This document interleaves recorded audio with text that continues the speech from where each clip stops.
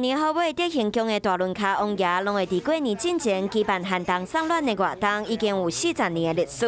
一年呢，准备的数量大概是408份，啊，内底有一包米吼，啊，搁咱沙拉油，搁一个红包，哦，要咱遮的吼所有吼，咱的弱势团体会当过一个好年，那大家都平安。感谢因的爱心，因这表示真好啦。